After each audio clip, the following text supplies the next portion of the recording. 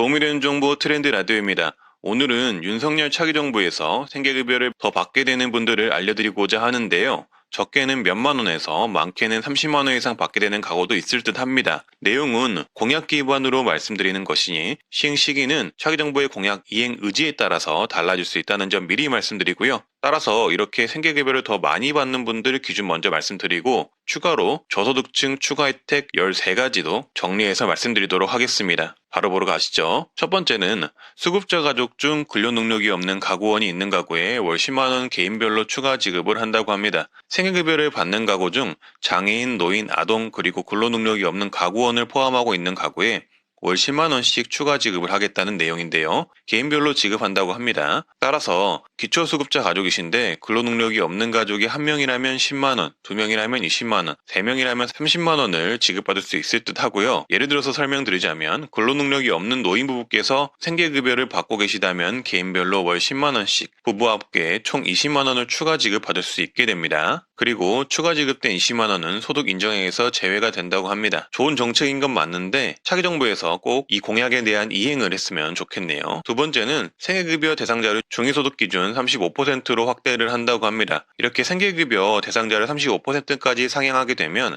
생계급여를 받는 대상자도 당연히 많이 늘겠지만 생계급여 자체도 올라가게 되는데요. 시행 시기의 경우 2022년 하반기부터 시행하겠다는 언급이 있었고요. 따라서 만약에 차기 정부가 시행을 한다면 하반기부터 시행할 가능성이 있다고 보시면 되는데요. 요즘 기억을 해주시고 아무튼 이렇게 생계급여를 올리게 되면 얼만큼 더 받을 수 있는지 알려드릴 텐데요. 현재 기준중위소득은 1인 가구 기준중위소득 약 194만원, 2인 가구 기준중위소득 약 326만원입니다.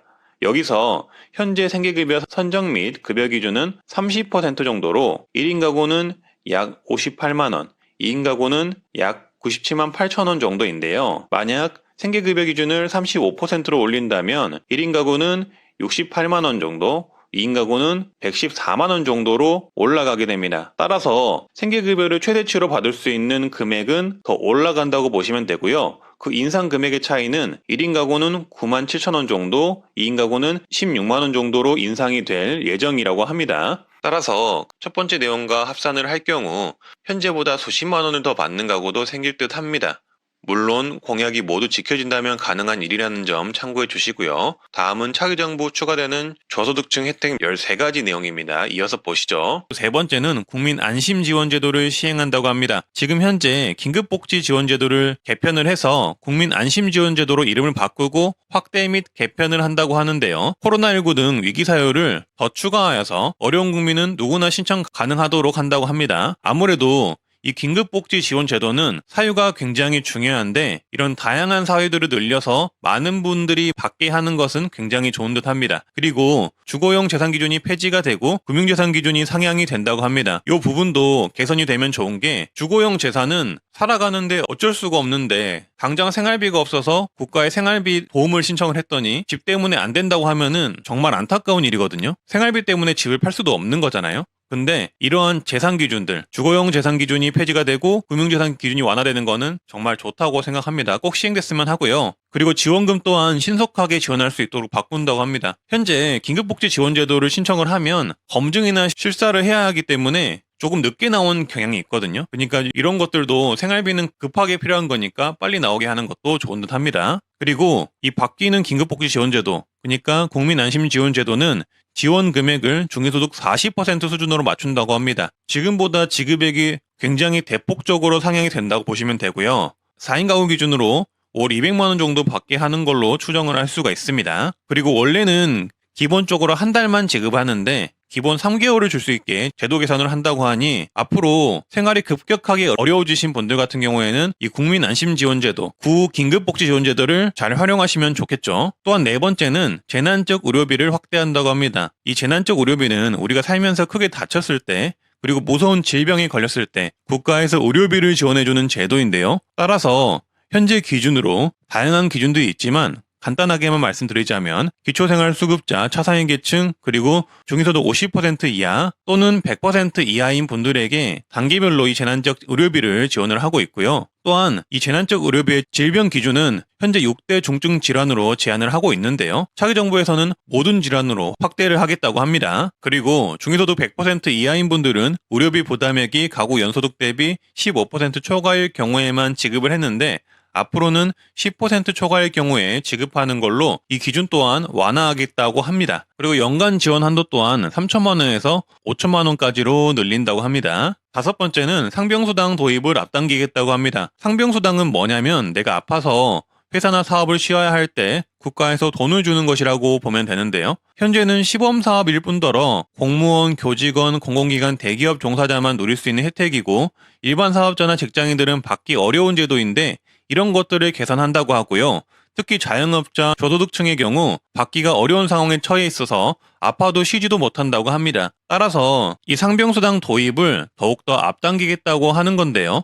어떠한 질환이든 입원을 하던 외래 재택치료를 하던 간에 지원을 하는 방향으로 간다고 하고요. 빠르게 치료받을 수 있는 환경과 신속하게 일자리를 복귀할 수 있도록 지원을 하며 적정한 소득 지원을 한다고 합니다. 근데 개인적인 생각으로는 이 내용만을 봐서는 어떻게 지원할지 알 수가 없는데요. 일단 자영업자, 저소득자를 위한 상병수당 지원 방안을 마련하겠다 이 정도 취지로 이해를 하시면 되겠고요. 앞으로 조금 더 구체적인 내용을 차기 정부에서 마련해 주시면 좋을 듯 합니다. 여섯 번째, 수급자의 근로사업 소득공제가 50%로 확대된다고 합니다. 현재 일하는 수급자의 근로소득을 30%를 공제를 하고 있는데 5월 이후 차기 정부에서는 50%를 공제하기로 공약을 했습니다. 쉽게 말해 기초생활수급자가 100만 원을 벌면 현재는 30% 공제해서 70만 원을 소득으로 산정을 하지만 5월 이후 차기 정부는 50% 공제로 50만 원이 공제가 되고 50만 원만 소득으로 인정하겠다는 얘기가 됩니다. 이렇게 되면 일을 해서 소득을 더 늘릴 수 있기 때문에 일을 하려는 분들이 더 많아질 듯 합니다. 일곱 번째는 근로장려금을 늘리고 근로장려금 대상 또한 확대합니다. 근로장려금은 일하는 분들 중 소득이 적은 분들에게 일종의 지원금을 주는 제도이고요. 차기 정부에서는 근로장려금을 더 많이 주면서 주는 대상도 더 확대한다고 하는데요. 어떻게 바뀌는지 표를 보면 쉽게 알 수가 있습니다. 일단 근로소득 기준금액이 상향이 됩니다. 단독가구 2,400만 원, 헛벌이 가구 3,600만 원, 맞벌이 가구 4,320만 원으로 확대가 되고요. 이 금액들 이하이시면 근로장려금을 받을 수 있게 된다고 합니다. 현재 기준과 비교해 봤을 때 더 많은 분들이 근로장려금을 받게 될 듯 하고요. 그리고 지급액 또한 상향이 되는데요.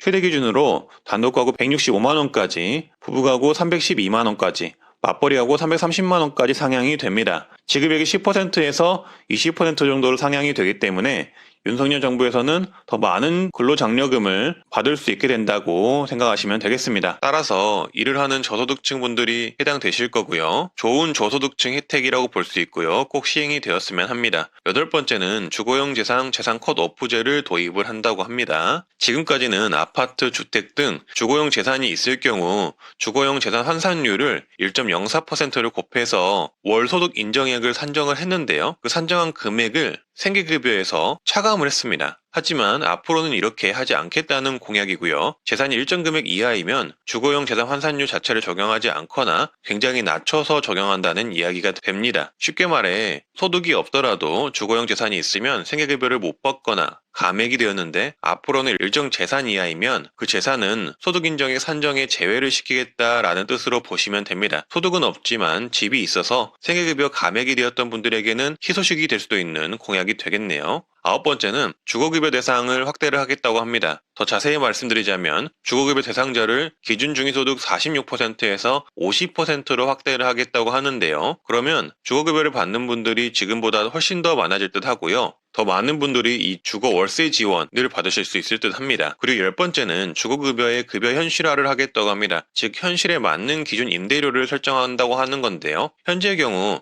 4급지로 나눠서 서울, 경기도, 지방 등으로 나눠서 임대료를 설정을 하고 있는데요. 이 경우 기준 임대료가 현실 상황과 안 맞는 경우가 많습니다. 실제로는 임대료가 훨씬 비싼 지역인데도 불구하고 지원하는 임대료가 이 4급지 기준 때문에 터무니없이 적을 때가 있는데요. 이런 임대료 격차를 줄이겠다는 내용으로 보시면 되겠습니다. 11번째는 혹서기 지원을 신설한다고 하고요. 관리비도 주거급여의 일부로 산정을 한다고 합니다. 기후변화를 감안하여서 혹서기에 어려운 분들을 도울 만한 정책을 만들고요. 관리비 또한 주거비로 산정하여 지원하는 방안을 마련하겠다고 합니다. 12번째는 이사비 바우처를 지급하겠다고 합니다. 최저 주거기준 미달 가구에게는 이사비 바우처라는 정책을 만들어서 지급하겠다고 하고요. 13번째는 청년 1인 가구 분리기준 연령을 낮추겠다고 합니다. 따라서 청년 1인 가구도 주거급여 지급 대상이 되도록 하겠다고 합니다. 14번째는 어려운 청년에게 청년 도약보장금을 지원한다고 합니다. 사회 경제적 기반이 취약한 청년들에게 월 50만원씩 최장 8개월간 최대 400만원을 지급한다는 내용인데요. 앞으로 상세한 지급 기준 등이 나와주면 좋을 듯 합니다. 그리고 마지막으로는 청년 도약 계좌가 있습니다. 현재 보도자료에 따르면 10년짜리 적금 계좌 가입을 해서 적금 납입을 하면 연 2,400 이하 소득 청년은 월 최대 40만원씩 국가 지원을, 2,400만원 이상 4,800만원 이하이면 월 최대 20만원의 국가 지원을 해주겠다는 내용인데요. 이렇게 되면은 저소득 청년의 경우는 최대 5천만원 이상의 국가지원금을 받아서 1억 만기 적금을 만들 수 있게 된다는 내용입니다. 만약 시행되기만 한다면 상당히 저소득 청년에게 유용한 정책일 듯 합니다만 지원이 파격적이어서 시행이 될지는 지켜봐야 알 수 있을 듯 합니다. 네, 오늘은 이렇게 생계급여를 추가로 더 받을 수 있는 정책 말씀드리고 저소득층에게 도움될 만한 정책 15가지 종합해서 말씀드렸는데요. 조금이라도 도움이 되셨으면 하고요. 의견 있으시다면 댓글 달아주시면 되겠습니다. 오늘도 건강하고 행복한 하루 되시길 바라겠습니다. 감사합니다.